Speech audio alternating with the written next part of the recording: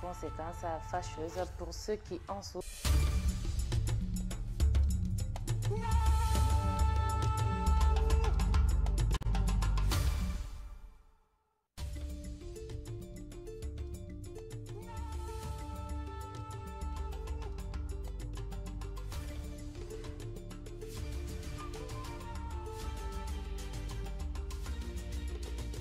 Kavi TV, la télé du développement.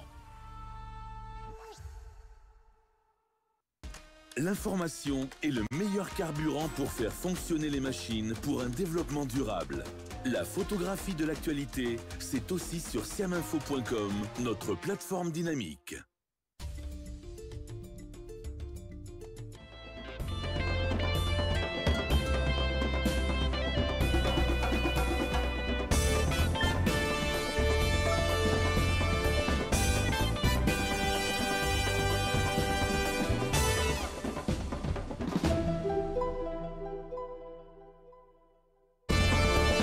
Bonjour à tous, bonjour à toutes. Merci de nous retrouver une fois encore dans votre émission Le Scanner de Kavi Média, qui vous parvient du lundi au vendredi quand il est 9h jusqu'à 10h30. Ensemble, nous vous aidons à comprendre l'actualité majeure. Merci de nous suivre sur l'ensemble synchronisé de nos médias à la radio. Vous nous écoutez sur la 89.5 à la télé, sur les différents bouquets Canal+ et Star Times. Merci d'être des nôtres sur notre application mobile disponible sur Play Store et App Store. Kavi Média, tapez simplement et vous serrez au cœur de nos programmes. Également sur notre site d'information siaminfo.com et sur nos différents réseaux sociaux. Au menu de ce matin, alors que le monde célébrait ce 17 mai 2025 la journée internationale des télécommunications, le secteur reste un levier stratégique pour le développement. En Guinée, les chiffres sont révélateurs. Selon l'autorité de régulation des postes et télécommunications, environ 14 millions d'abonnés mobiles sont actifs, mais seulement 4,5 millions d'utilisateurs d'Internet, soit moins de 30% de la population. La couverture réseau reste inégale, notamment dans les zones rurales, et les coûts d'accès à Internet discutables. Pourtant, des efforts sont consentis par les autorités. Le déploiement de la fibre optique, par exemple, la modernisation des infrastructures, le soutien à l'entrepreneuriat numérique, entre autres. Mais sont-ils suffisants pour parler de véritable transformation? On en parle avec notre invité de ce matin, M. Mamadi Kaba. Il est expert en développement numérique. Forum sur l'avenir de la presse en Guinée. Quelle réforme pour quel journalisme? Le Forum national sur l'avenir de la presse s'est ouvert ce lundi à Conakry. C'est une initiative de la Haute Autorité de la Communication RAC pour penser l'avenir du métier de journaliste. À l'heure où les réseaux sociaux brouillent les lignes de l'information, où les cas d'intox et de dérives professionnelles se multiplient, l'assainissement de la corporation devient une priorité. Dans les différents discours, les appels sont clairs. Il faut assainir la presse guinéenne. Mais comment garantir la liberté de la presse tout en exigeant de la rigueur professionnelle? Nous suivrons tout à l'heure le compte-rendu de cette première journée et l'analyse des différents discours. Au Mali, on en sait un peu plus sur la disparition d'Abba Alassane et El Bachir Kam, respectivement secrétaire général du CODEM et responsable du parti Yelema, par des hommes armés et masqués le jeudi 8 mai dernier. Si l'ONG Human Rights Watch parle de disparition forcée dans un contexte politique particulièrement tendu. De sources sécuritaires maliennes, les services de renseignement soupçonnent Abba Alassane, El Bachir Kam et un troisième nom qui apparaît, c'est Abdul Karim Traoré, d'être impliqué dans des projets de déstabilisation. Mais cette accusation est balayée d'un revers de main par des politiques qui estiment qu'il s'agit essentiellement de réprimer et d'intimider tous les militants pro-démocratie. Une cellule de crise a été mise en place pour soutenir les familles. On en parle également dans cette émission. Le scanner, dans la dernière partie, conflit Russie-Ukraine, l'appel téléphonique entre Trump et Poutine pourrait-il changer la donne? Depuis février 2022, le conflit a fait des centaines, des milliers de victimes et déplacé plus de 12 millions de personnes. Poutine qui avait demandé des négociations directes avec Kiev à Istanbul pour des pourparlers sur un cessez-le-feu a brillé par son absence. Un projet qui n'a d'ailleurs pas abouti puisqu'il a débouché sur des échanges de prisonniers. Mais cette conversation conversation à huis clos d'au moins 12 heures entre Trump et Poutine pourrait-elle changer la donne géopolitique? Qu'adviendra de ce conflit entre la Russie et l'Ukraine? Le décryptage à suivre dans la dernière partie de cette émission, le Scanner. Voilà, entre autres sujets à débattre pour cet autre numéro du Scanner. Installez-vous confortablement. Bienvenue sur le média du développement.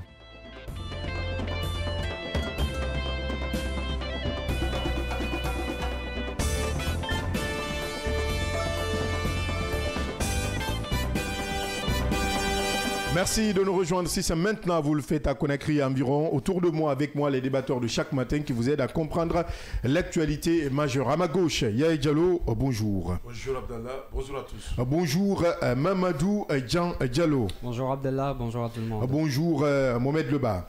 Bonjour à tous. On commence par cette première actualité. Mamadou Dian, le 17 mai, le monde a célébré la journée mondiale des télécommunications. J'y arrive en Guinée. On recense près de 14 millions d'abonnés, je l'ai déjà rappelé, d'abonnés mobiles, mais seulement 4,5 millions d'utilisateurs d'Internet, soit moins de 30% de la population. Malgré les efforts, fibre optique, modernisation des réseaux, soutien au numérique, le fossé numérique reste profond, surtout en zone rurale. Mamadou Dian. Commençons d'abord par cette question. Quelle est l'origine de la journée mondiale des télécommunications et quel en est le contexte historique? Oui, justement, vous l'avez rappelé, c'est le 17 mai de chaque année que l'humanité célèbre cette journée depuis maintenant plusieurs années. Donc, c'est une journée qui a pour objectif, pour un premier temps, tout d'abord de sensibiliser l'opinion mondiale sur l'importance de ce qu'on appelle la technologie de l'information, surtout de la communication, donc le TIC, qui est un enjeu de société majeur et surtout numérique aussi dans le monde d'aujourd'hui. Alors, l'origine de cette journée, Abdallah, il faut le rappeler qu'elle a été proclamée par les Nations Unies, c'est-à-dire l'Union internationale des télécommunications, abrégée en UIT également, qui est une agence spécialisée donc des Nations Unies qui est fondée en 1865, si en tout cas j'ai des bonnes informations.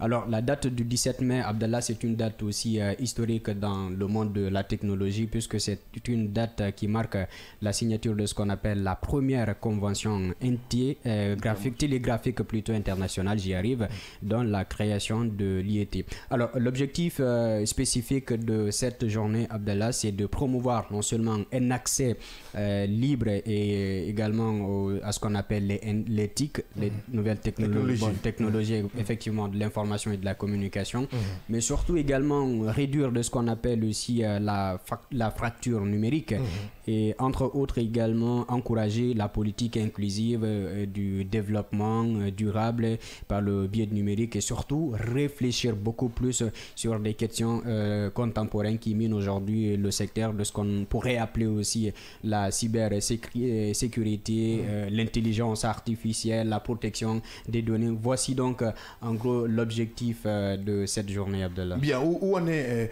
la Guinée aujourd'hui dans le domaine des télécommunications? Est-ce qu'on peut dresser, avant de passer la parole à notre invité, l'introduire, est-ce qu'on peut dresser un état des lieux global? Oui, pour le cas guinéen, c'est un cas aussi spécifique parce que vous devez comprendre que la Guinée, ces derniers temps, il y a eu assez de choses qui se sont passées en ce qui concerne donc le numérique, surtout l'accès à l'internet n'a pas été aussi facile ces derniers temps. Il y a eu assez de coupures d'internet ces dernières années, notamment en 2024. On en a connu ici la restriction de ce qu'on appelle aujourd'hui l'accès à l'internet pour le Guinéen. Alors vous l'avez également rappelé dans votre introduction qu'il y a 14 millions effectivement, mais c'est un nombre qui reste minimisable pour le moment en 2025, voire qu'il y a seulement 30% à peu près de la population qui est connectée, ce qui est vraiment beaucoup de choses à faire. Donc ce qui reste, les enjeux sont là et les défis également sont là pour un accès libre à l'internet pour tout un Guinéen. Mais il y a aussi des réformes récentes menées par les autorités. Ah oui, tout à fait. Il y a eu quelques avancées qu'on peut noter quand même. Faut pas tout peindre en noir comme on dit. Alors le secteur de télécommunications a eu des réformes, notamment en début de cette année 2025, où il y a eu une nouvelle réglementation qui a été mise en place notamment donc par le biais de ce qu'on appelle les redevances sur les appels téléphoniques téléphoniques qui ont été réduits à 10 francs par exemple sur les appels au niveau international. Il y a eu entre autres aussi qu'on pourrait attendre. En tout cas, ça reste à voir aussi en tout cas le projet de Guinée Télécom. Bien. Oui. Et quelques réformes. Mais aujourd'hui, malgré ces avancées, de nombreux défis persistent. Oui, de nombreux défis nous attendent, notamment en ce qui concerne les défis d'infrastructure. Abdallah, il faut le dire, donc bien que des efforts soient donc là, Abdallah, il y a des investissements à faire supplémentaires qui sont nécessaires donc pour ce domaine numérique ici en Guinée. Il y a également l'accessibilité à l'internet, l'accessibilité au numérique aux Guinéens. Aujourd'hui, il y a un coût un peu élevé, pour ne pas dire trop élevé, de l'accès à l'internet. Je sais pas combien vous achetez votre connexion par mois, mais en tout cas le Guinéen en souffre et il faudrait justement résoudre ce problème-là. Il y a aussi l'autre question, peut-être, ou l'autre préoccupation, il s'agira de ce qu'on appelle l'environnement réglementaire. Alors, la stabilité et la transparence des politiques publiques sont aussi essentielles pour attirer d'autres investisseurs dans ce domaine-là pour résoudre ce problème persistant aujourd'hui en Guinée. Bien, celui qui est expert en développement numérique est sur notre plateau. C'est notre consultant, M. Mamadi Kaba. Bonjour, bienvenue. Bonjour et merci de m'avoir invité. Vous avez suivi les faits, nous les avons présentés. Voici le contexte dans lequel se trouve aujourd'hui la République de Guinée, selon beaucoup d'informations recueillies ça et là. Alors, peut-on parler de véritable transformation? Mais tout d'abord, quelle est la portée de cette journée mondiale des télécommunications? Pourquoi est-elle importante pour un pays comme la Guinée?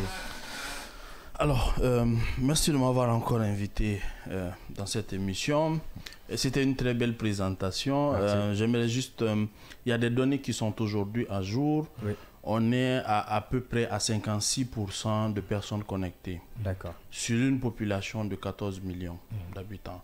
Donc, si après les recensements, on se rend compte que la population a augmenté, on peut revoir aussi les statistiques, réadapter les statistiques. On estime à travers le Mais je pense que RHDP. vos données datent de 2022. 2022.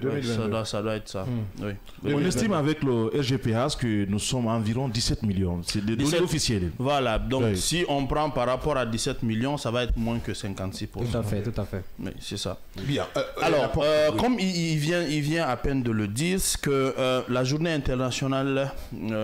la journée mondiale des télécommunications et des sociétés de l'information est une journée qui marque la signature de la première convention télégraphique internationale qui ouvre la voie à la communication et à la diffusion de l'information sur le plan intercontinental. Mais aussi, c'est une journée qui est mise à profit pour pouvoir échanger, faire le bilan dans un certain nombre de pays, enfin tous les pays membres de l'Union internationale des télécommunications, faire le bilan. C'est pourquoi à la veille de cette journée, l'Union internationale des télécommunications commande, si vous voulez, des études pour un certain nombre, enfin pour tous les continents, les zones, c'est partagé en zones, la zone Afrique, la zone Amérique du Nord, Amérique du Sud, zone Europe, et ainsi de suite. Et comme ça, on commandite des études, on les réalise, on évalue en fait la capacité de chaque pays, de chaque espace à s'auto-organiser, à avoir une économie numérique efficace et efficiente. Donc c'est comme pour la Guinée et d'autres pays, c'est aujourd'hui l'heure du bilan. Alors le thème de cette journée, c'est l'égalité des sexes dans la transformation numérique. Parce que on a constaté via plusieurs évaluations, plusieurs études, qu'il y a une sorte de disparité entre les sexes, à la fois dans l'accès aux métiers dans le numérique, mais aussi une sorte de disparité entre, si vous voulez, les zones rurales et les zones urbaines, mais aussi les personnes à faible revenu et des personnes à revenus moyennes ou je sais pas, revenus élevés. Donc chaque année, ces thèmes-là reviennent sur la table pour pouvoir réfléchir comment est-ce qu'il faut aller de l'avant. Le thème, il est national sur ce thème dont vous parlez? Non, il est international. Il est choisi chaque année par l'Union internationale des télécommunications sur la base des problématiques existentielles. Tout à fait.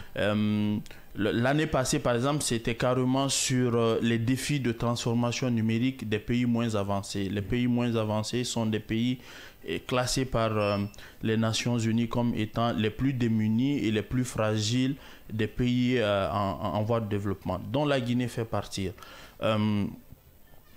Aujourd'hui, quand on prend les données sur le plan mondial, on a 70% d'hommes connectés à Internet contre 65% de femmes. En Afrique, de façon générale, on a, je pense, 43% d'hommes connectés contre un peu moins de 32%. Un peu moins de 32% de femmes connectées à Internet. Donc c'est une disparité à 2 chiffres. Vous voyez, dans le monde, la moyenne, c'est à un chiffre. 5%, je pense, de disparité. Et chez nous, c'est en Afrique et pour la plupart des pays africains, excepté l'Égypte, l'Afrique du Sud, les îles Maurice, qui sont en train de se démarquer quand même sur le continent, il y a une sorte de disparité comme ça entre les zones rurales aussi et les zones urbaines. Alors, vous savez, la fragilité dans l'écosystème numérique, dans des pays comme la Guinée, leur fragilité se trouve à la fois dans l'absence de politique structurée, cohérente de développement numérique. D'accord. Mais aussi dans le manque de compétences numériques et dans l'absence de capital humain conséquent pour pouvoir participer activement dans la révolution, si vous voulez, numérique. Parce qu'on suppose qu'en Afrique, aujourd'hui, c'est le défi des politiques. Et ça se dit dans tous les discours. À l'Africa CEO, ça s'est dit. Et aujourd'hui, le défi, c'est que l'Afrique a raté la révolution industrielle, le grand changement, le grand remplacement des hommes par les machines, on l'a raté. Est-ce qu'il n'est pas tôt de le dire? Non, la révolution industrielle à l'époque, les machines, on l'a raté. On peut toujours s'industrialiser. Mais à ce niveau, l'Afrique doit participer activement à la révolution numérique. Il le faut, on ne doit pas rater cette opportunité que nous offre en fait le fait qu'aujourd'hui le monde est devenu une planète. On a des coopérations à la fois économiques et sociales un peu partout dans le monde. On doit participer. Mais pour que l'Afrique puisse participer à cela, il faudrait que l'Afrique ait des forces. Quand vous voyez aujourd'hui l'intervention de l'intelligence artificielle dans notre société qui est en train de bouleverser l'ensemble des métiers et l'ensemble des économies aujourd'hui, l'Afrique participe à moins d'1% au développement de l'intelligence artificielle, au développement et la recherche sur l'intelligence artificielle. Donc aujourd'hui, je pense que c'était l'année passée, lors d'un sommet, les dirigeants africains se sont réunis, ils se sont fixés pour objectif de mobiliser 60 milliards de dollars pour pouvoir réussir cette mission de participer au développement, aux recherches et de l'intelligence artificielle dans le monde. Justement, oui, la France en parlait avec 9 milliards. Bon, 109 milliards. Alors, qu'est-ce qui pourrait expliquer ce manque de résultats pour l'Afrique à 1% quand même? Est-ce que c'est le manque de compétences humaines ou de matériel? Alors, comme je vous ai dit, je l'ai répété tout à l'heure, il y a d'abord, on a la volonté politique, certes, on l'a. La volonté politique, elle est existante. Transformer cette volonté politique en une vision structurée, ressortir des objectifs, mobiliser les ressources à la fois humaines, financières, techniques pour pouvoir matérialiser cette vision, c'est là notre fragilité se trouve. Spécifiquement, la Guinée et d'autres pays membres, d'autres pays considérés comme étant des pays moins avancés. On n'arrive pas à avoir une politique structurée. Jusque-là, le secteur, après le coup d'État du 5 septembre, jusque-là, ça nous fait 4 ans. Je pense qu'il y a 8 ans qui se sont écoulés entre la dernière politique sectorielle du secteur et 2025. Avec ce que vous évoquez, est-ce qu'on peut dire... On n'a pas de politique sectorielle. Est-ce qu'on peut dire que la Guinée a franchi un cap en matière de développement des télécommunications? Avec tout ce que vous évoquez. Je pense qu'il y a des avancées. De 2011 à 2021, il y a un investissement de 300 millions de dollars dans les infrastructures. Ça, c'est appréciable. 300 millions. 300 millions de dollars donc, en l'espace de 11-12 ans. Ça, c'est appréciable. C'est peu par rapport aux défis, mais c'est appréciable. Mais qu'est-ce qu'on fait de ces infrastructures? Parce que vous avez aujourd'hui des infrastructures, des projets comme le e-government, où on a installé des équipements, mais on n'a pas su utiliser, exploiter la capacité réelle de ces équipements. On a aujourd'hui le backbone national, quand même tant bien que mal, qui s'est déployé sur à peu près l'ensemble du territoire guinéen, sur à peu près, je pense, 4 000, si je ne me trompe pas, 4 000 kilomètres. Aujourd'hui, la société qui exploite cette capacité a besoin de capitaux pour pouvoir fonctionner, pour pouvoir faire des investissements capables de plus rentabiliser sur l'infrastructure. La société a besoin d'être déchargée de la dette qui a été contractée auparavant pour pouvoir déployer les infrastructures. Parce que cette dette aujourd'hui est un poids qui empêche au fait la société d'aller mobiliser de la ressource pour son propre développement. Et au-delà de ces avancées, quand on prend les indicateurs réels, la Guinée ne bouge pas en réalité. Vous avez un objectif qui s'était fixé il y a 7 ans par une commission interne des Nations Unies qui s'est fixé pour objectif que dans le monde, dans chaque pays, on doit arriver à avoir un coût d'Internet aussi bas, évalué à 2 gigas sur 2% du revenu national brut par habitant. Quand on prend en Guinée, on est autour de, je pense, de 1350 revenus annuels par habitant sur le mois, et puis on a des formules pour pouvoir calculer. Après 7 ans, on est à 3,5%. On n'a pas atteint l'objectif. Alors, justement, insistons sur les infrastructures. Oui. Justement, je crois que plusieurs États voisins à nous en ont plusieurs câbles sous-marins. Est-ce que le fait, ces déficits infrastructurels n'en est pas une autre cause? Ça, c'est la première question. La deuxième question, c'est les financements. Au-delà d'un certain nombre de coopérations qu'on peut avoir avec certains États développés technologiquement, la Chine, les États-Unis en sont une illustration parfaite, puisque ce sont ces États-là quand même qui investissent beaucoup dans le secteur. Est-ce qu'aujourd'hui, la solidarité numérique africaine ne devrait pas permettre à certains États, justement, qui occupent le bas de l'échelle, de pouvoir se développer et un temps soit peu pour pouvoir justement créer cet équilibre? Alors, c'est vrai, hein, c'est ce que le problème, c'est que chaque pays, aujourd'hui, a ses propres défis en termes de transformation numérique. Et puis, il y a un défi par zone. Aujourd'hui, l'Afrique peut s'unir pour pouvoir mobiliser des ressources communes, des ressources surtout financières communes, pour pouvoir faire face aux défis de façon générale de l'espace du continent africain en termes de transformation.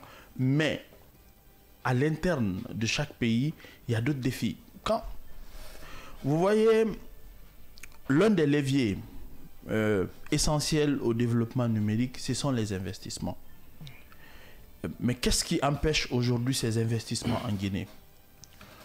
On a une réglementation aujourd'hui qui est en train d'être carrément caduque par rapport à la réalité, par rapport aux avancées dans l'économie numérique elle-même. On n'a pas de façon, sur le plan de la réglementation, on peine à mettre en place des codes attractifs pouvant permettre au fait d'attirer réellement les investisseurs. Parce que ce qu'il faut retenir pour transformer une économie numérique, avoir une économie numérique stable, efficiente et participative au produit intérieur brut, hautement participative au produit intérieur brut, il te faut de l'investissement privé. Et aujourd'hui, on n'arrive pas à faire la différence entre libéraliser totalement un écosystème en laissant entrer tous les investisseurs étrangers, locaux qui veulent investir dans le secteur, en mettant en place des réglementations, une régulation axée sur les indicateurs. On n'arrive pas à mettre ça en place. On fait l'amalgame entre avoir une souveraineté numérique et laisser les investisseurs investir sur l'ensemble des segments. On n'arrive pas à faire la différence. Pour moi, la souveraineté numérique, c'est pas du tout avoir une société forcément nationale, de téléphonie nationale. Ça, il faut le signaler parce que le Sénégal, Sonatel n'appartient pas forcément à l'État sénégalais. L'État sénégalais est actionnaire à hauteur de 17%, 43%, c'est la France. Alors on est d'accord. Pour permettre cette souveraineté numérique aujourd'hui, quels sont quand même, disons, les paramètres aujourd'hui à revoir pour permettre à notre pays de franchir cet autre cap? Justement, aujourd'hui, la souveraineté, ce sont les données. La prochaine guerre, ça va être la guerre des données. La souveraineté, est-ce qu'on a la capacité d'héberger, de sécuriser, je veux dire, nos données chez nous, en Guinée? C'est une très grande problématique aujourd'hui. On a énormément de données. Est-ce qu'on arrive à les sécuriser, à les stocker? Point d'interrogation. Et aujourd'hui, où sont stockées ces données? Vous avez des données qui sont stockées dans des pays partenaires. On est d'accord. Les données bancaires, plusieurs banques stockent les données, les banques commerciales stockent les données, par exemple, en Afrique du Sud. Ok, on a nos informations bancaires là-bas, stockées là-bas. Et cela n'engendre pas des risques. Qu'est-ce qu'il faut pour pouvoir rapatrier ça? Même si tu es une banque commerciale, au moment où tu es sur le territoire guinéen, tu as des informations bancaires des Guinéens, que tu puisses les héberger ici.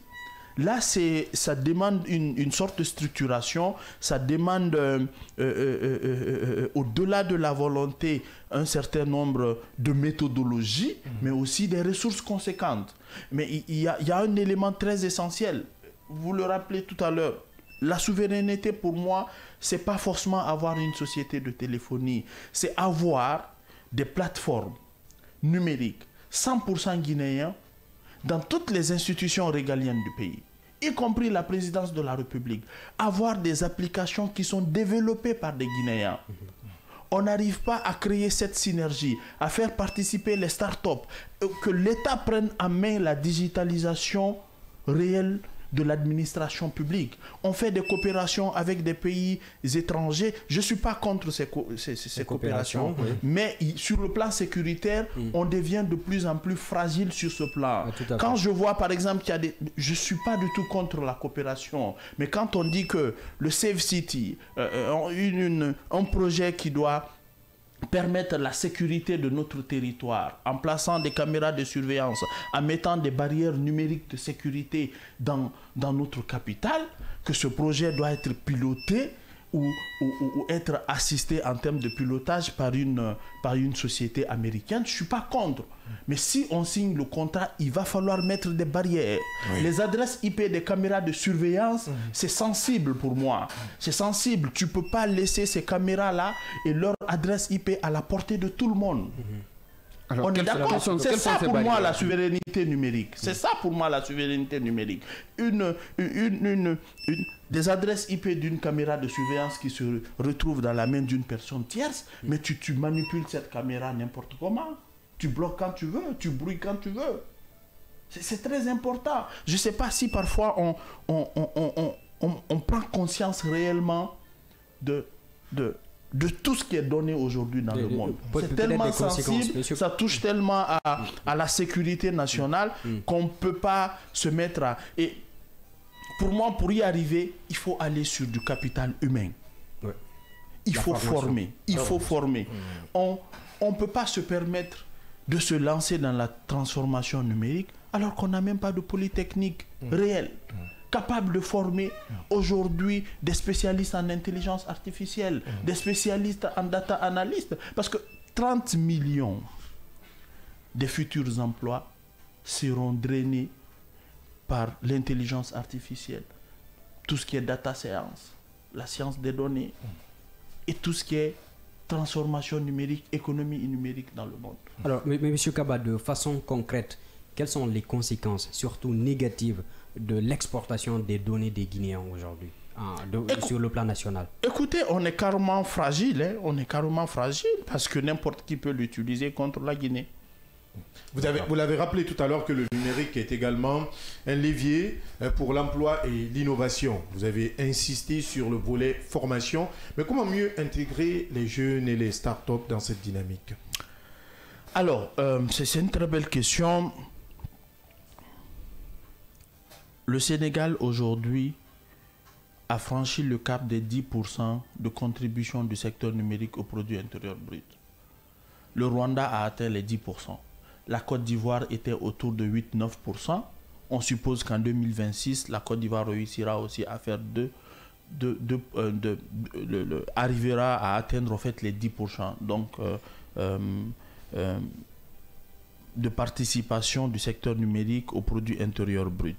En Guinée, on peine à avoir 5% de participation du secteur numérique au produit intérieur brut. 5%. 5%. Et pour pouvoir créer cette croissance économique à partir du secteur numérique, la solution, ce sont les startups numériques. La solution, ce sont des fintech. La solution, ce sont les entreprises guinéennes sur l'ensemble des segments constitutifs de l'économie numérique. Et pour arriver à ce fait, pour arriver à ce niveau, on doit être aussi stable pour pouvoir avoir minimum un siège des GAFAM en République de Guinée. Soit Google, Amazon, Facebook, ainsi de suite. Le Kenya l'a réussi, l'Afrique du Sud l'a réussi. Plein de pays se battent aujourd'hui parce que avoir un Microsoft qui a un siège en Guinée, c'est recruter des Guinéens, former des Guinéens qui ressortent avec de l'expérience, qui te créent des startups, ok, qui deviennent des partenaires de ces grandes sociétés dans le numérique, qui apprennent et qui créent de l'emploi en même temps. Un secteur comme celui du numérique, pour moi, est très facile à réformer. De façon générale, les secteurs dont les activités sont basées sur les services sont faciles à réformer parce que tu as moins en moins de connexions géopolitiques. Les mines, c'est très difficile de réformer parce que les décisions peuvent affecter plusieurs autres pays. Mais des secteurs comme les télécoms, tu peux vraiment oser prendre des décisions de réforme qui pourront porter fruit et créer de la croissance. Vous savez, le secteur, l'écosystème aujourd'hui numérique, l'économie numérique contribue au niveau, en termes de mobilisation des recettes, à peu près aujourd'hui à près de 10 000, 11 000 milliards de francs guinéens. Mais le ministère des Télécommunications a moins d'1% du budget national.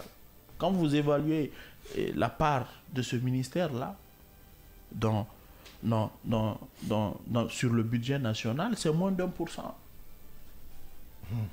C'est vrai qu'il y a des réformes où tu n'as forcément pas besoin... Est-ce qu'on peut dire que les télécoms ne sont pas une priorité pour le gouvernement, vu ce chiffre?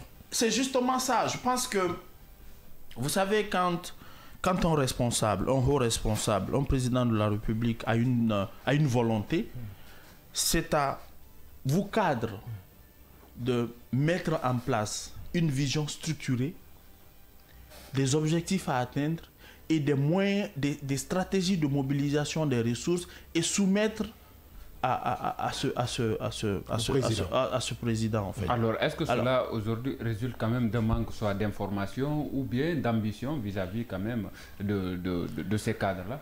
Moi, je pense que si vous êtes vraiment dans le secteur, on sait tous aujourd'hui, il faut se le dire en face, que le secteur guinéen des télécommunications est en chute libre.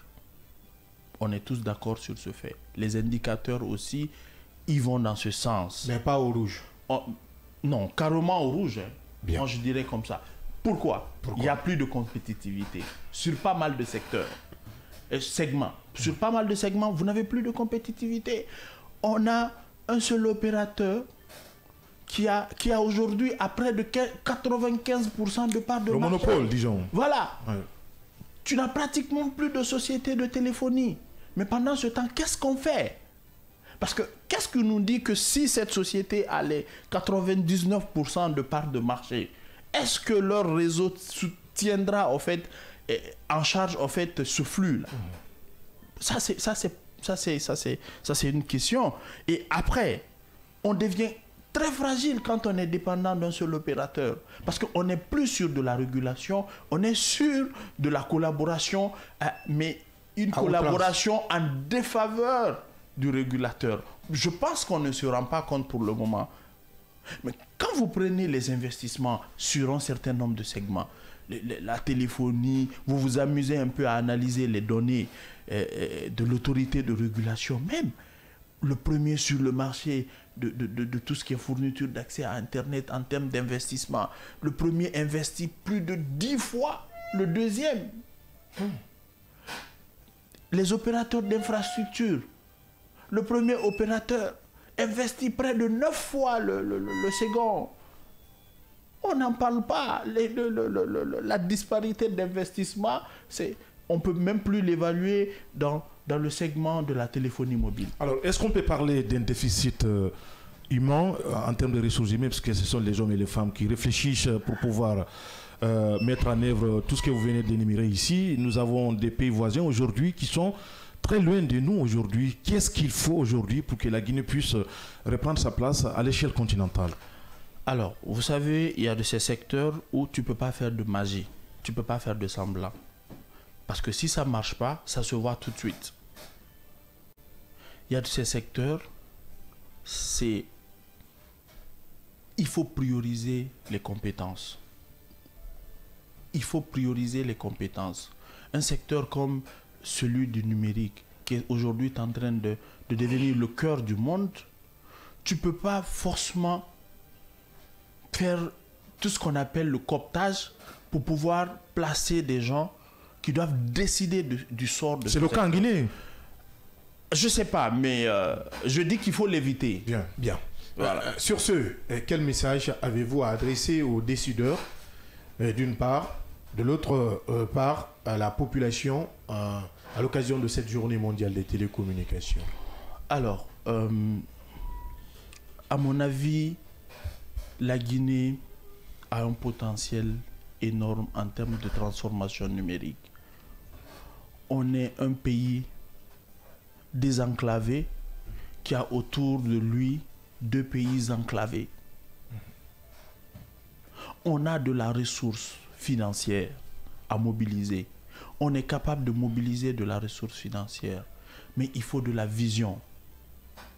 Il faut de la synergie entre l'ensemble des instances que constitue aujourd'hui le secteur, l'écosystème numérique en République de Guinée.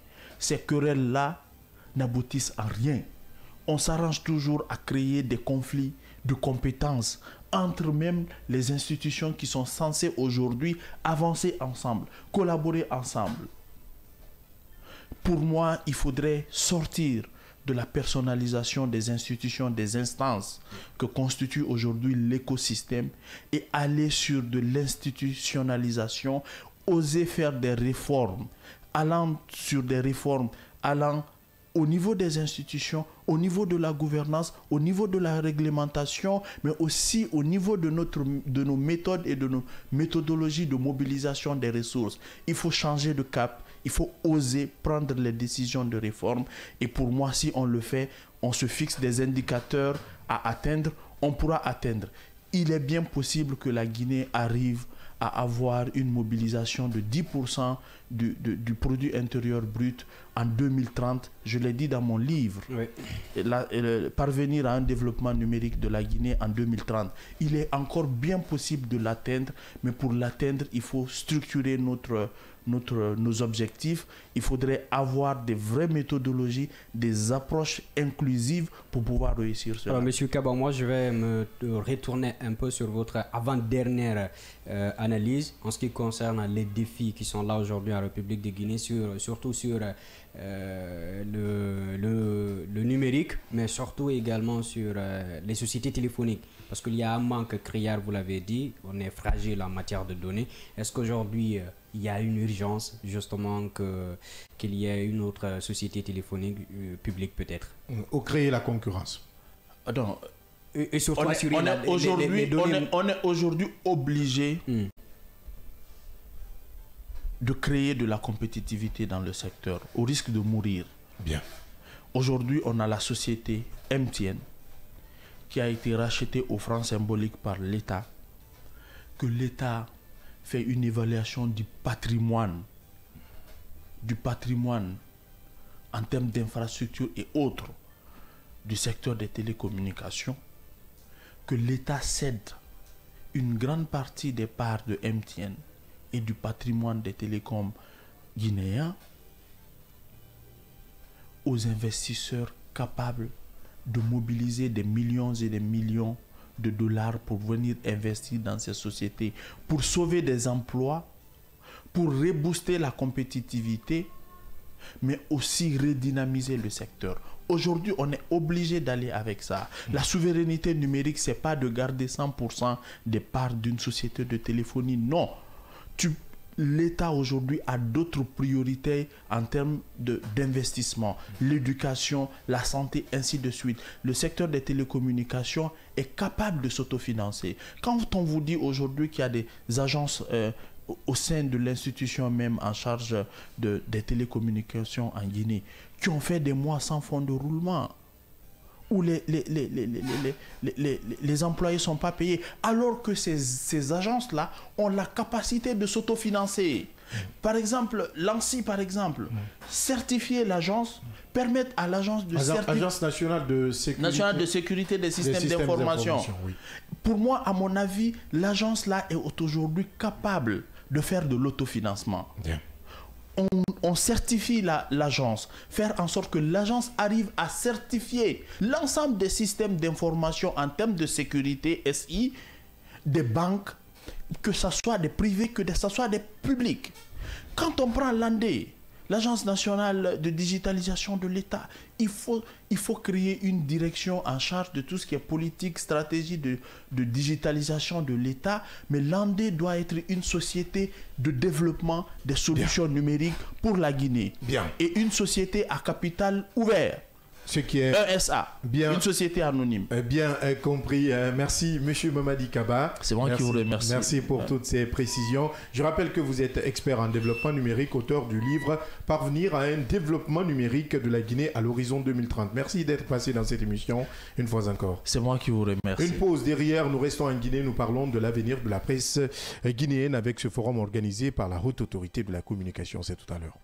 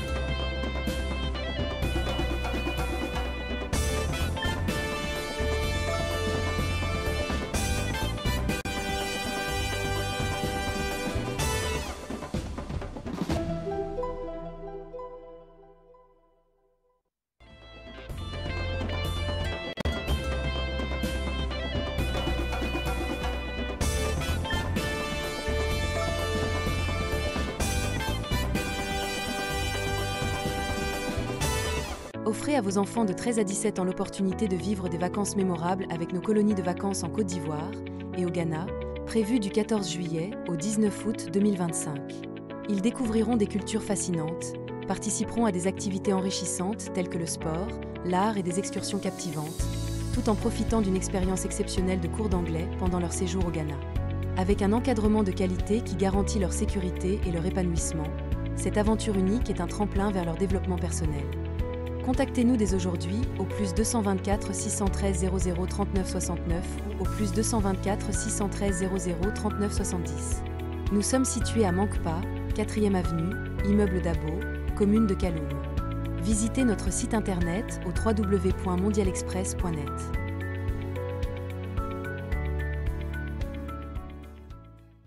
Chez Mondial Express, nous transformons vos voyages en une expérience inoubliable. Faites confiance à notre expertise pour des services de qualité supérieure. Grâce à notre service d'assistance visa, simplifiez toutes vos démarches administratives à travers nos experts. Avec notre service billetterie, réservez vos billets pour toutes les destinations du monde avec facilité. Profitez de notre flotte de véhicules modernes et fiables pour tous vos déplacements à travers notre service de location de véhicules. Grâce à notre service d'évacuation sanitaire, comptez sur notre service réactif et professionnel pour vos besoins médicaux à l'international. Assurez-vous d'un environnement impeccable avec nos services de nettoyage de qualité. Transportez vos marchandises en toute sérénité grâce à l'expertise de notre service de transit. Développez vos compétences d'agent de voyage avec nos formations spécialisées suivies de stages pratiques au sein de nos équipes.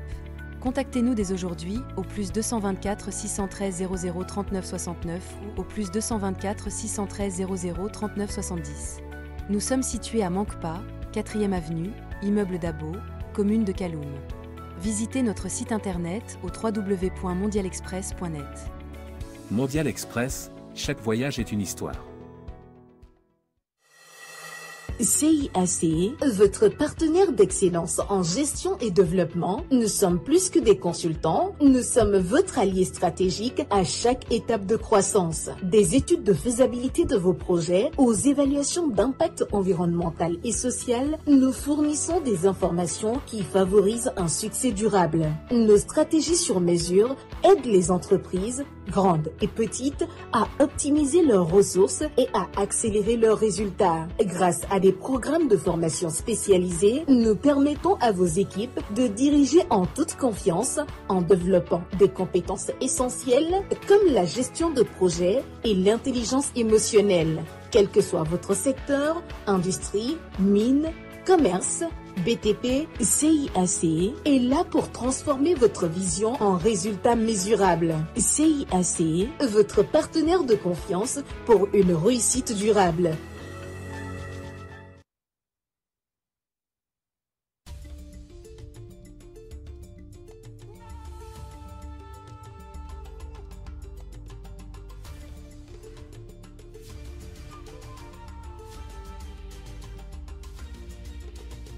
Cavi TV, la télé du développement. L'information est le meilleur carburant pour faire fonctionner les machines pour un développement durable.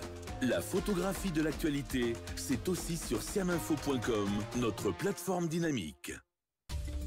Direct, événements, débat, décryptage, édition spéciale, talk show, magazine, documentaire, actualité, fiction, avec notre équipe de professionnels et à travers notre...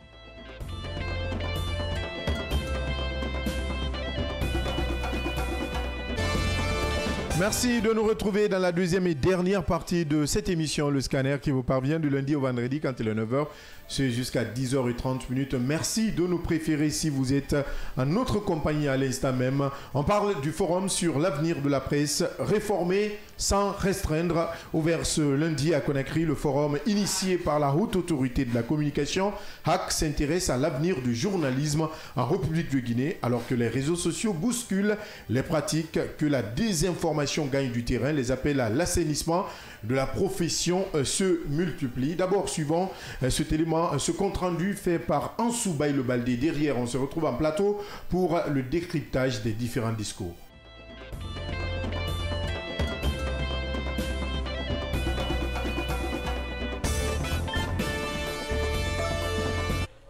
C'est une rencontre non la moindre, elle a tout son sens puisqu'il s'agit de parler de l'avenir de la presse guinéenne. À partir de ce lundi se tient le forum sur l'avenir de la presse en Guinée, initié par la haute autorité de la communication HAC. Prenant la parole à l'ouverture officielle de la cérémonie, Boubacar Yassine Diallo, président de l'instance de régulation des médias, a déclaré son émotion de la présence massive des journalistes. La présence des journalistes. Je suis ému ce matin parce que je vois les vrais visages des journalistes. Je suis donc heureux de parler avec vous de l'avenir de notre presse. L'avenir de la presse en Guinée se construit aujourd'hui. Eh bien, des journalistes de la nouvelle génération et des anciens étaient tous mobilisés pour la circonstance. Le président du conseil d'administration de la Maison de la Presse, Aboubakar Kamara, au nom de la corporation, a salué l'initiative de la haute autorité de la communication.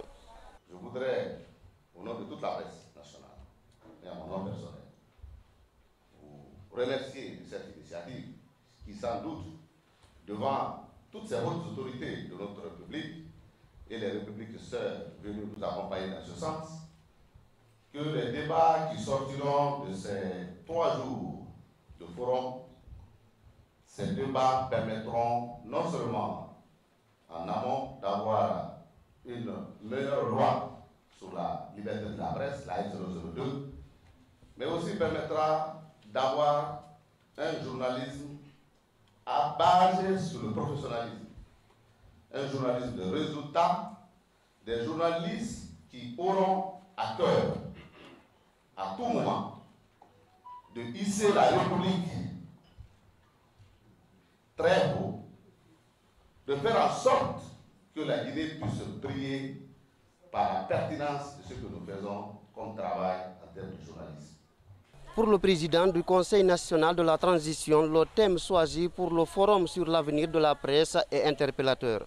Car cette transition que nous menons exige l'implication de tous les corps sociaux, mais plus particulièrement de la presse en tant que relais, miroir et acteur du changement.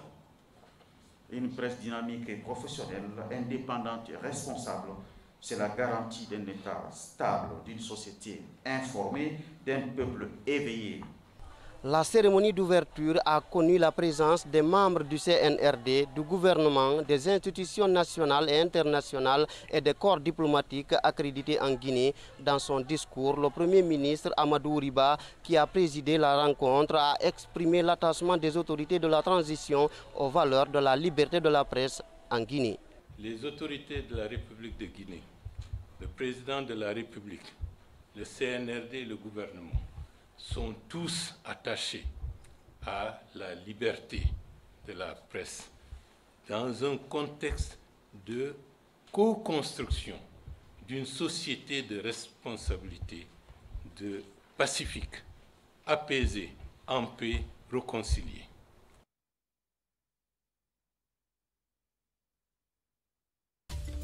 Direct, événement. Débat, décryptage.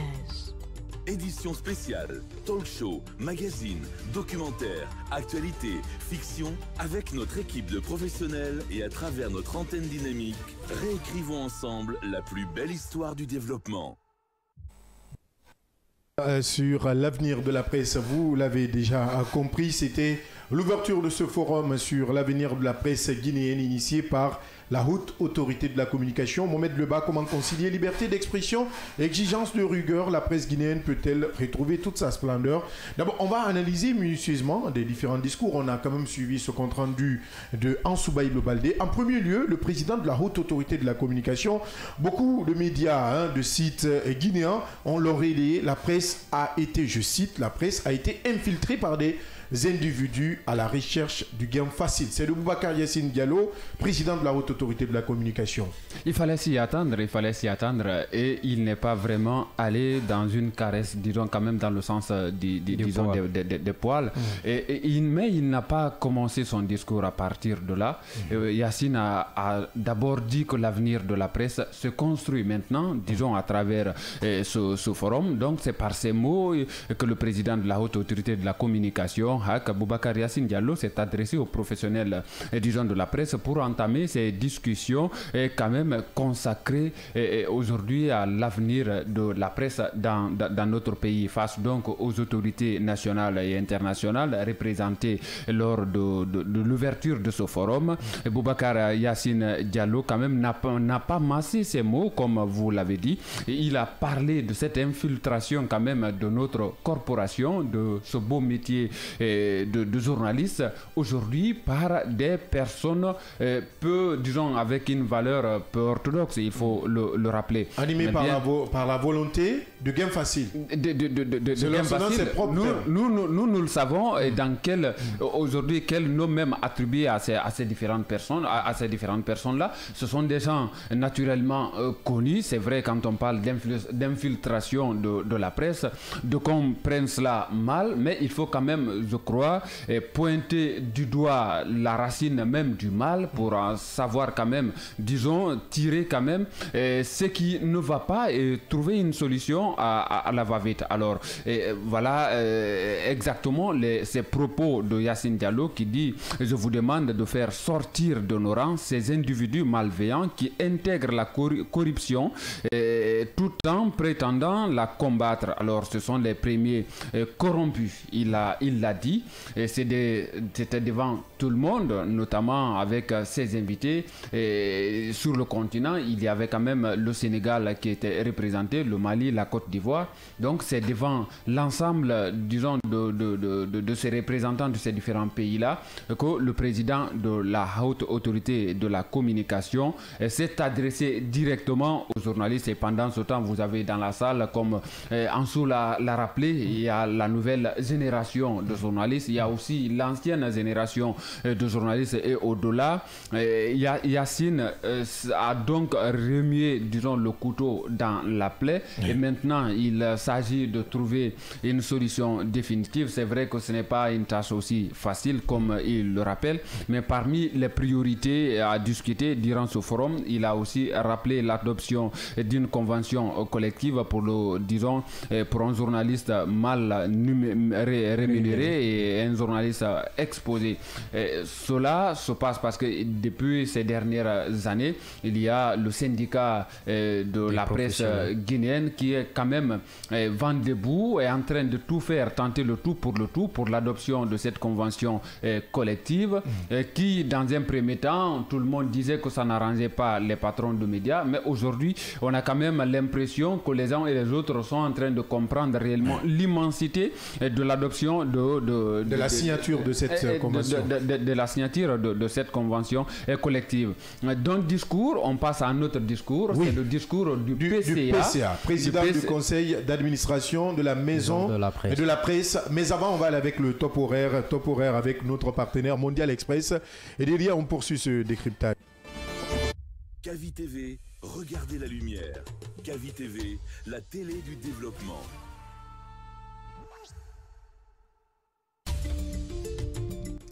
Ravi de vous retrouver dans cette édition.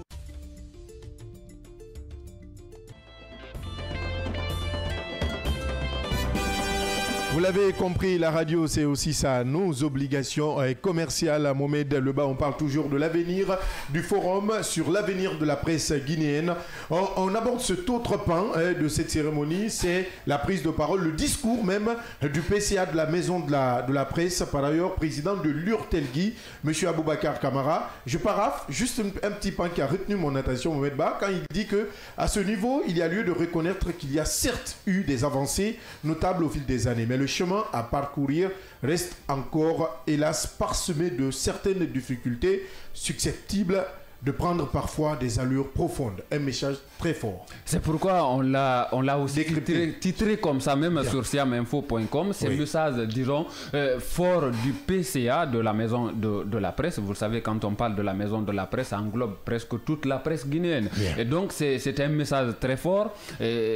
Aboubakar qui a commencé d'abord son discours par remercier d'abord, disons, l'initiateur de ce forum, notamment le président de la haute autorité de la communication, en l'occurrence Boubacar Yassine Diallo, concernant cette initiative qui quand même naturellement permettra de nettoyer ou de toiletter un peu, disons, ce secteur. Et aujourd'hui, ce métier qui quand même est infiltré, il faut le rappeler. De l'autre côté, ce qui moi a retenu mon attention, c'est cette définition du statut par exemple et du régime fiscal des entreprises de presse, parce que Aboubakar Kamara s'est beaucoup, disons, focalisé dessus, notamment l'aspect publicitaire, l'accès aujourd'hui au marché publicitaire, l'encadrement des contenus d'information sur Internet, y compris des réseaux sociaux, l'intégration dans la législation des nouveaux médias numériques tels que les web radios et web télévision, désormais incontournables dans notre pays quand on parle de web radio, web, disons, télévision, notamment aussi des sites Internet. De l'autre côté, il a aussi évoqué, disons, la revalorisation des moyens financiers octroyés aux médias privés et à la maison de la presse. À ces sollicitations, il a estimé qu'il faille aujourd'hui ajouter, Abdallah, toutes les questions, disons, relatives à la liberté de la presse et à son exercice, disons, effectif dans le paysage médiatique guinéen. À ce niveau, il a trouvé qu'il y a lieu de reconnaître qu'il y a quand même certes des avancées comme vous l'avez notifié, mais le chemin aujourd'hui reste quand même, disons, parsemé quand même de difficultés pour l'exercice effectif de ce métier-là. C'est pourquoi il a pensé qu'aujourd'hui qu'il faut quand même, disons, lancer cet appel du 3 ou rappeler cet autre appel lancé le 3 mai dernier lors de la célébration de la journée de la liberté de la presse. Alors ce forum aujourd'hui pour lui viendra corriger ces différentes failles, et de l'autre côté il y a cet autre aspect lié à notamment les acquis aujourd'hui par rapport à la transition. Il a rappelé que la plupart des acquis concernant quand même en matière de liberté de la presse, ça a été quand même, disons, obtenu lors des différentes transitions. Il a rappelé la transition de 2010 à travers laquelle nous avons obtenu ces deux lois, la loi L002 concernant la liberté de la presse et la loi L003 concernant la composition de la haute autorité de la communication. Alors aujourd'hui, selon Aboubakar Kamara, disons que l'objectif c'est carrément de dépénaliser, nous l'avons écouté nous-mêmes ici dans ce même studio, la dépénalisation totale, parce que la loi L002 c'est une dépénalisation partielle. Oui. Et cette loi, elle est beaucoup plus confuse pour certains spécialistes, disons certains hommes de médias. Et aujourd'hui, il faut aller au-delà, c'est-à-dire repousser, disons, ces limites et surtout parler d'une dépénalisation totale de la liberté de la presse. Je crois que ce serait un autre acquis qui pourrait être une réalité. Bon, enfin, ce n'est pas encore là. Il faut aujourd'hui se faire de cela un autre combat. De l'autre côté, il y a quand même, au-delà de ces deux hommes de médias, notamment le président de la haute autorité de la communication, le PCA, le président du conseil d'administration de la maison de la presse, il y a le premier ministre et aussi le président du CNT qui a pris la parole, qui a disons, qui a eu un discours dans le même sens que ses prédécesseurs. Alors, dans sa Kourouma, il a tout de suite dit qu'il faut aujourd'hui, il a rappelé, disons, l'importance de la presse dans cette même transition, dans ce contexte aujourd'hui transitoire, et il a dit que, selon ses mots, je cite, nous savons tous qu'une presse libre n'est pas synonyme de désordre. Alors, ça renvoie un peu au discours quand même de Boubacar Yassine Diallo concernant l'infiltration aujourd'hui de cette corporation et comment extirper, c'est-à-dire ces mauvaises graines, ces mauvaises graines des bonnes, parce que ça en existe aujourd'hui largement, il faut quand même le dire. Parmi ces brebis galeuses, il y a des journalistes qui font quand même honorablement leur travail. Alors dans sa Kourouma, il y a également, c'est-à-dire pris la parole sous cette coupe-là, et il a parlé également de la garantie de la vérité et surtout aussi de la diversité concernant aujourd'hui notamment le rassemblement, la transparence par rapport aujourd'hui, disons, à la gestion de cette transition, comment cette transition peut être bien menée. Donc ça a été quand même, disons, un autre pan de son discours. De l'autre côté, il a parlé du recours quand même à la diffamation. Ça a été beaucoup, disons, des problématiques aujourd'hui ou des dossiers qui sont pendants devant même la haute autorité de la communication. Dans la plupart des dossiers, vous quand même, vous trouvez cette, entre guillemets, la diffamation. Et la plupart des journalistes qui sont cités devant cette autorité, haute autorité de régulation aujourd'hui de la presse. Donc c'est un autre aspect selon lui qu'il faille quand même prendre, disons, à bras le corps. Il a aussi rappelé que ce forum est la preuve aujourd'hui que nous croyons, c'est-à-dire nous citoyens guinéens, à la capacité de transformer la presse et en ses différentes, disons, faisabilités. Un ensemble aujourd'hui qu'il faut quand même piloter jusqu'au bout pour savoir réellement jusqu'où cette presse peut être, disons, un outil majeur pour quand même la bonne gestion de cette transition. Dans notre discours, il s'agit bien du discours du Premier ministre. Amadou Riba. Il fallait s'y attendre. Ouais. Boubacar Yassine avait quand même ouvert, disons, le bal. Il fallait partir avec cela. Il a rappelé notamment la fermeture des médias, les conséquences aujourd'hui de cette fermeture, mais aussi, disons, cette collaboration entre autorités et presse. C'est vrai, Dokon aujourd'hui parle, disons, d'un discours disons, très lourd par rapport en termes de sens et de mots. Il a aussi un peu, disons, dépeint le comportement de certains même patrons de médias. Donc aujourd'hui, il faut quand même dire que c'est des discours d'une manière ou d'une autre qui se complètent. Et il faut dire que ce qu'on doit retenir à te suivre, c'est que dans tous les discours, on sent qu'il y a lieu d'assainir la corporation. Mais je crois que c'est aujourd'hui l'idée de cette initiative et le principal objectif de ce forum, c'est de toiletter la presse. Peut-être que ce qui peut fâcher un peu, que cela soit dit devant, disons, des internationaux, des autres représentants des pays invités. Mais parce que si vous regardez ou vous prenez la presse aujourd'hui dans son ensemble, même sur le continent, vous allez voir que nous souffrons d'un même mal, des mêmes mots. Et il faut aujourd'hui, je crois, toucher du doigt quand même la plaie. Il faut savoir aujourd'hui chercher une solution vis-à-vis de tout ce que nous connaissons comme étant maladie aujourd'hui dont souffre cette presse guinéenne-là. Je crois que ce n'est pas aussi mal qu'on touche quand même du doigt à la réalité. La réalité, hein. Merci Mohamed Leba. On prend la direction du continent, on va sur le continent au Mali, précisément des informations autour de la disparition de figures politiques commencent à se dissiper. Les causes des arrestations d'Abba Alassane et d'El-Bachir Thiam, deux cadres de l'opposition qui ont disparu depuis le 8 mai à Bamako, sont plus ou moins connus. L'ONG Women Rush Watch parle de disparition forcée pendant que les autorités maliennes évoquent un projet de déstabilisation. Il y a également... Oui, évidemment, jusque-là, nous n'avions pas d'informations liées à la cause de leur arrestation. Et bien, finalement, nous apprenons que c'est pour une tentative de déstabilisation de l'État malien. Ce n'est pas la première fois que nous entendons ces chefs d'accusation vis-à-vis d'un certain nombre de politiques. Ils sont nombreux aujourd'hui qui sont dans les prisons. Vous vous rappelez de ces 10 autres aussi leaders politiques signataires de la déclaration du mars 2024 qui aussi croupissent en prison. Vous vous rappelez de Kaouissa Jim, le gendre aussi de des Lasdico aussi, qui aujourd'hui continue à croupir en prison. Alors, pour un premier temps, d'abord, la destination était inconnue pour ces deux personnalités. Et finalement, on en a connu une troisième.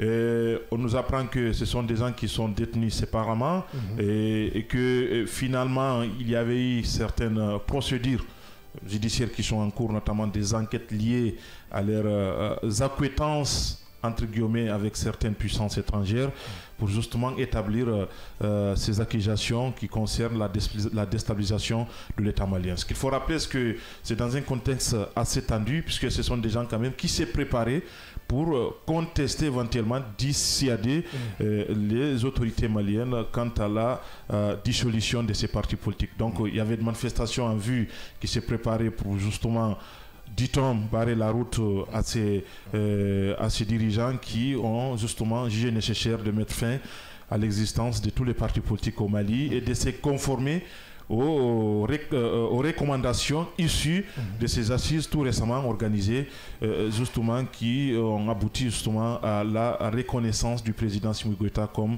étant président de la République et évidemment faire plus de... Jouir d'un mandat de 5 ans. Justement. Gratuitement. Gratuitement. Je crois que c'était dans ce cadre-là justement pour parer la route, dissuader et justement la junte au pouvoir.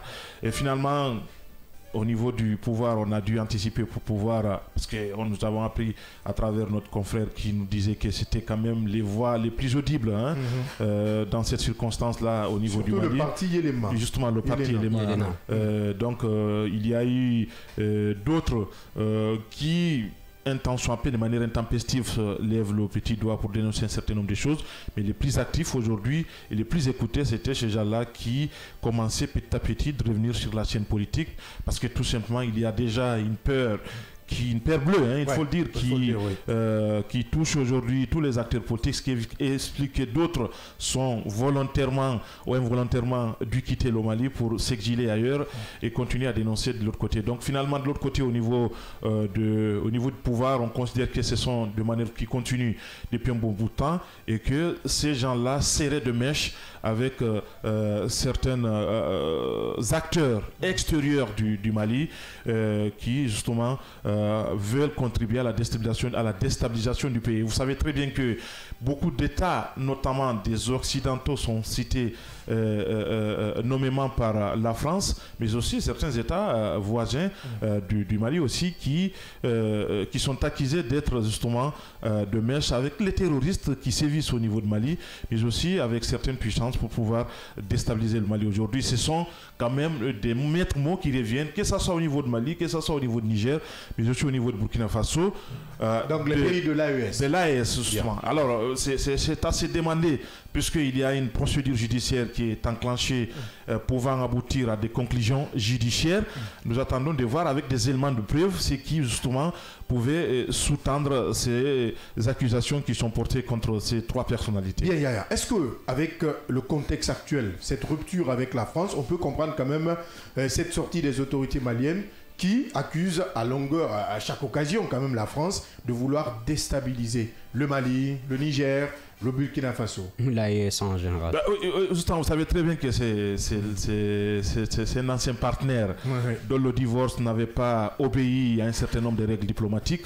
On peut parler même d'une rupture à bien des égards, notamment avec le Mali. Aujourd'hui, il n'y a presque rien en dehors de la langue, quelques fondamentaux, il n'y a presque rien entre le Mali et la France. La France qu'on considère comme étant un des éléments fondamentaux, disons, de l'existence du terrorisme même au niveau du Mali et qui serait de mèche depuis un bon bout de temps avec ces terroristes-là. Alors, pour la France, à un certain niveau, à travers la force Barkhane, vous vous rappelez très bien, constituée d'un certain nombre d'États européens, était présent sur toute l'étendue du territoire malien, notamment au nord, dit-on, pour assister le Mali afin de faire face à ce terrorisme-là. Alors, Assimi Goïta, vous vous rappelez très bien qu'il faisait partie parmi ces contingents qui étaient sur le front et qui constataient, selon les dires d'un certain nombre de responsables de la transition, qui constataient les faits et gestes de ces militaires étrangers et ils se sont rendus compte que derrière toute cette volonté exprimé, c'est caché justement une complicité avec, manifeste avec ces terroristes-là. Donc, ce qui a amené, entre guillemets, ces colonels d'alors de prendre les responsabilités, justement, ce qui consistait à renverser Ibrahima Ibeka, et finalement, pour, dit-on, remédier à cette situation, parce que pour eux, c'était les militaires qui pouvaient justement mettre fin à cette manipulation occidentale qui consistait à dire, nous venons vous assister, alors qu'en réalité, pour les Maliens et pour les autorités maliennes, ces puissances-là sont au Mali pour justement continuer à entretenir cette déstabilisation afin de mieux s'installer pour pouvoir profiter des ressources maliennes. Donc finalement, tout est parti de là pour que nous assistions à ce que nous sommes en train de vivre au niveau de Mali. Mais ce qu'il faut rappeler, c'est qu'en dépit de toutes les annonces que nous avons entendues de la part de la junte au Mali, c'est qu'il y a des défis sécuritaires qui existent. Il y a certains conflits à connotation ethnique et communautaire, il faut le signaler, qui reviennent à tout bout de champ, alors que ce sont des faits quand même qu'on portait sur, disons, l'Occident, qui à un certain niveau aussi était accusé de manipuler les ethnies les unes contre les autres pour pouvoir affaiblir l'État malien. Mais ce qu'il faut avoir cette même mise. Justement. Mais ce qu'il faut dire, c'est que les mêmes manipulations continuent et ça persiste. Alors, qu'est-ce qu'on a fait de tout ce qu'on a annoncé? C'est vrai qu'il y a eu, avec cette collaboration militaire entre le Mali et la Russie à travers le groupe Wagner, il y a eu des avancées, il faut le rappeler, mais toujours est-il que des défis existent et que des mots encore très essentiels dont souffrent ces États, notamment le Mali, ces mots existent, et je crois que c'est en cela que nous disons il y a des défis aujourd'hui qui sont existentiels pour lesquels les autorités maliennes font face. Bien, oui, Mamadou Diallo, aujourd'hui, est-ce qu'on comprend le silence inquiétant de la communauté internationale face à la situation au Mali? Bon, le silence, vous l'avez déjà rappelé, qu'il y a eu un divorce consommé déjà avec la France, et donc les autorités maliennes aujourd'hui font tout pour, en tout cas, entre guillemets aussi, empêcher à ce qu'il y ait une liberté d'expression du côté de Mali. Vous vous rappelez le 13 mai dernier qu'il y a eu déjà TV5 Monde qui a été aussi suspendu pour des raisons peut-être qui appartiennent aux autorités maliennes. Mais aujourd'hui, c'est une communauté en quelque sorte qui peut-être est enclavée, parce que la communauté internationale n'en parle pas. La situation du Mali ne préoccupe presque pas, parce que vous comprendrez qu'il y a déjà des institutions internationales qui n'en parlent pas, en tout cas pour le moment. Allez, Mohamed Leba, aujourd'hui, la communauté internationale ne dit rien, silence coupable, inquiétant, les mots sont nombreux, mais ce qui reste clair, est-ce qu'on peut dire que les autorités maliennes sont en train de prendre toutes ces dispositions pour éviter une probable guerre ethnique ou d'éventuels conflits au sein du pays, ou frappé déjà par le djihadisme et le terrorisme? Vous savez, moi je l'ai toujours dit dans ce même studio que la force, disons, de la communauté internationale, des organisations internationales à travers le monde, c'est dans le discours.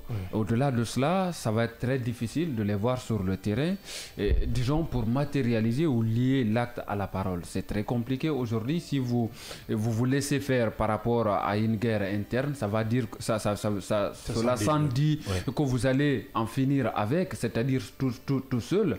Le cas de beaucoup de pays aujourd'hui, notamment, on parlait la dernière fois, je crois, du Tchad, on parlait d'un autre pays où la guerre continue encore, où se trouve la communauté internationale. Elle vit bien, pourtant elle n'a pas quitté, elle n'a pas été révoquée, c'est-à-dire dans ces différents pays-là, la communauté internationale. C'est-à-dire ces pays ne se sont pas retirés de ces différentes organisations. Vous allez comprendre encore une fois, c'est de bonne guerre. C'est que cette communauté internationale, c'est encore une fois comme la géostratégie, comme ce qu'on dénonçait il y a sous peu concernant la CEDEAO, l'Union africaine, ainsi de suite. C'est une suite logique aujourd'hui. Par rapport au cas malien, vous l'avez rappelé, le divorce a été brutal.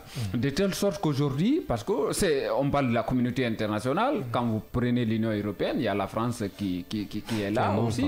De l'autre côté, partout, il y a la France. Il y a cette présence française et même parfois, même par endroit, une domination. Donc, il faut aussi essayer de comprendre pourquoi cette sorte de silence, ce silence même, disons, de cathédrale ou de cimetière. Est-ce que cela arrange la communauté internationale? Pour le moment, la France, qui ne fume pas le calumet de la paix avec le Mali, cela va continuer pour le moment. Des pays de l'AES qui sont devenus des bébés siamois. Il faut encore quand même se dire que ce qui est enclenché, pour le moment, il n'y a aucune, disons, quand même, velléité de retour, des retours avec, disons, disons notamment la France, ces États de l'AES, notamment en termes de paix consommée avec la France, de coopération. Pour le moment, le Mali ne pourra s'en prendre qu'à lui-même et qu'à ses autorités, parce que ce qui se passe aujourd'hui, si c'est des accusations, notamment on parlait tout à l'heure de ces différentes accusations, pour le moment, les chefs d'accusation ne sont pas encore beaucoup plus connus du public. Il faut attendre de voir dans les jours à venir ce que les conclusions judiciaires vont nous donner. C'est pourquoi nous allons alors prendre la direction de la Russie avec ce conflit russo-ukrainien. Il y a Diallo Trump, Poutine, un appel aux enjeux mondiaux, il faut le rappeler, puisqu'on suit cette actualité depuis très longtemps. 2 semaines qu'on en parle. Un échange téléphonique de 2 heures entre Donald Trump et Vladimir Poutine agite déjà le milieu ou les milieux diplomatiques, alors que les négociations du côté d'Istanbul sont au point mort et que le conflit a déjà déplacé plus de 12 millions de personnes. Est-ce que cet appel peut-il être un tournant ou marquer un tournant décisif pour la fin de ce conflit? Oui, on peut le dire sans risque de se tromper quand on sait très bien que Donald Trump l'a publiquement revendiqué, Poutine était un ami et Poutine aussi l'a fait autant. Trump était un ami. Donc on peut dire que quand des amis s'appellent comme ça pendant plus de 2 heures, on peut dire que justement ça peut augurer de lendemain meilleur. Alors, pour Poutine, c'est un indutile, c'est un échange téléphonique très utile pour lui, puisque il y a eu pour lui des questions qui ont été abordées qui lui semblent être productive pour l'avenir de ces 2 États. Alors, finalement, vous savez très bien que de l'autre côté, il y avait une rencontre qui devrait préparer ce cessez-le-feu en perspective entre les 2 États. Et finalement, nous avons constaté l'absence de tous les acteurs, les principaux acteurs, y compris Poutine, Zelensky, mais aussi Donald Trump. Et bien finalement, Donald Trump l'avait dit, il avait promis qu'il y aura ces coups d'appel qui devraient se passer entre lui et Poutine. Il avait même dit que rien ne se passera tant que Poutine et lui n'échangeraient pas. Justement. Il l'avait dit. Et c'est de là qu'il s'agit aujourd'hui. Vous savez très bien que Donald Trump, qui n'a pas voulu qu'on lui vole la vedette en ce qui concerne la résolution de ces conflits-là, parce qu'il était venu quand même comme étant le seul maître qui pouvait mettre fin à ces conflits-là, sauf que nous constatons l'alisement de ces conflits. Mais il faut préciser, en 24 heures. En 24 heures, justement, c'était ça. Oui. Et nous constatons déjà que le conflit s'alise. De l'autre côté, nous avons Zelensky qui semblait à un certain niveau être orphelin après quand même le départ de Joe Biden, parce qu'il était fort du soutien de Joe Biden, le soutien financier, militaire, technologique. Donc, et finalement, il était perdu, puisque l'Europe qui était là, sur laquelle lui, Zelensky comptait, était aussi beaucoup plus préoccupé par les sanctions liées aux droits de douane qu'imposait Donald Trump qu'autre chose. Donc, il était perdu et finalement, vous avez vu ce qui se speech qui s'est passé entre lui et Donald Trump au niveau des États-Unis. Il avait encaissé parce qu'il cherchait quoi? Il cherchait une confiance entre lui et Donald Trump. Et je crois que c'est ce qui a amené Donald Trump justement à ne pas tout donner à Poutine face à la résolution de ces conflits. Finalement, il y a eu un rétropédalage de la part de Trump. Et d'où cet appel téléphonique qui consiste à dire comment est-ce qu'il faut mettre fin à ces conflits et éventuellement procéder à un accord durable. Donc finalement, Poutine semble ne pas bouger, il faut le dire pour l'instant, parce que il est opposé. Il a comme l'avantage. Justement, il a toutes les cartes en main. Et il s'oppose à tout ultimatum lié à un cessez-le-feu. Et donc, pour lui, il n'y a pas de condition absolue pour justement mettre fin à ces conflits-là. Il y a des discussions qui doivent s'ouvrir. Il n'est pas fermé à ces discussions. Et d'ailleurs même, cette discussion directe vient de lui entre les deux États. Il dit être disposé. Mais de l'autre côté, il rappelle qu'il y a un référendum, un mémorandum, pour ainsi dire, qui doit être rédigé au niveau de Kremlin, lequel mémorandum va être adressé, disons, au pays, à l'État ukrainien, pour qu'il puisse examiner éventuellement, apporter un certain nombre de choses, pour qu'enfin qu'il puisse, sur la base de ce mémorandum-là, procéder justement à un cessez-le-feu. Et finalement, c'est un mémorandum auquel Zelensky n'y croit absolument rien, parce que pour lui, Poutine continue toujours à profiter d'un certain nombre d'avantages, puisque aujourd'hui, il a tous les leviers en son sein, il continue de bombarder, et puis voilà, et finalement, c'est Zelensky et ses alliés qui semblent être dans une position de faiblesse, ni tété. Ces retours plus ou moins stables de Donald Trump dans le camp de l'OTAN. Sinon, on allait dire effectivement que ça n'était terminé pour...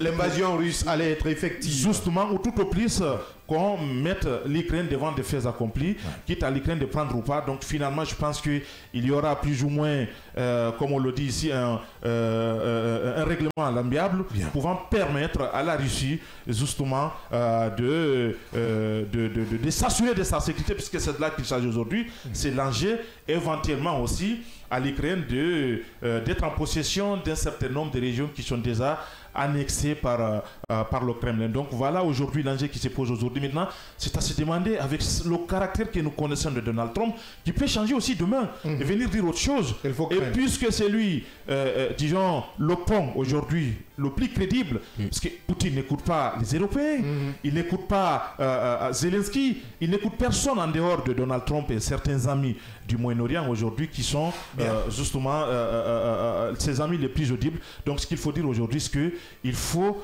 d'une manière ou d'une autre que les uns et les autres puissent s'impliquer, notamment la Chine aussi qui a salué cet échange téléphonique-là et qui a appelé les deux parties en toute responsabilité de s'asseoir et de discuter autour de l'essentiel afin de procéder à un cessez-le-feu durable. En tout cas, merci pour ces éclaircissements. Yaya Diallo, on est pris par le temps. Kandé Sanko qui me fait déjà signe. Je l'ai déjà compris.